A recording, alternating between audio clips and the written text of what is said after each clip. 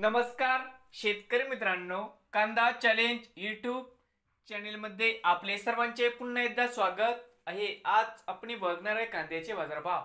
महाराष्ट्र राज्यातील कृषी उत्पन्न बाजार समिती सोलापूर व तसेच पंढरपूर या बाजार समितीचे आजचे कांद्याचे बाजारभाव म्हणजे दिनांक 14/2/2024। सर्व शेतकऱ्यांनी हा व्हिडिओ संपूर्णपणे बघा, कुठे स्किप करता, आणि चॅनेलवरती नवीन आले असाल तर चॅनेलला आता सबस्क्राइब करा।